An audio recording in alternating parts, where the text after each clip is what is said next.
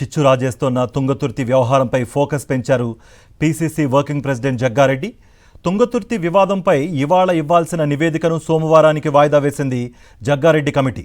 నిన్న ఎమ్మెల్యే మందుల సామేల్ కోమటిరెడ్డి బ్రదర్స్పై చేసిన కామెంట్స్ నేపథ్యంలో జగ్గారెడ్డి కమిటీ తన నివేదిక వాయిదా వేసుకుంది. ఇక నిన్న తుంగతుర్తిలో కోమటిరెడ్డి బ్రదర్స్ పెత్తనం ఏంటని ఎమ్మెల్యే సామేల్ తీవ్రస్థాయిలో విరుచుకుపడ్డారు. దీంతో ఇన్నాళ్లు ఎమ్మెల్యే ఎంపీ మధ్య ఉన్న ఇష్యూ కాస్త ఇప్పుడు ఎమ్మెల్యే సామేల్ వర్సెస్ కోమటిరెడ్డి బ్రదర్స్గా మారిపోయింది.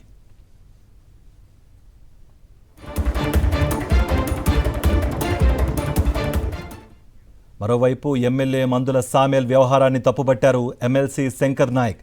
పార్టీ అంతర్గత వ్యవహారాన్ని బజారు కేర్చడం సరైంది కాదన్నారు. తీసుకోవాలని కూడా అనుకుంటున్నా. ఎందుకంటే నిజంగా మన సామేలను ఎగ్దం బరస్ట్ అయి మన ప్రెస్ మీట్ పెట్టడం కూడా నేనైతే దాన్ని సమర్థిస్తలేను. మనం ముందర చర్చించుకోవాలి, పార్టీలో చర్చించుకొని ఆ విషయాన్ని క్షుణ్ణంగా మన పీసీసీ వారికి తెలియజేయాలి, డిసిప్లినరీ కమిటీకి తెలియపరచాలి. తర్వాత వారు కానప్పుడు ప్రెస్కి పోవాలి. కానీ ముందే ఆయన ప్రెస్కి పోవడం అనేది చాలా తప్పనిపిస్తూ ఉన్నది.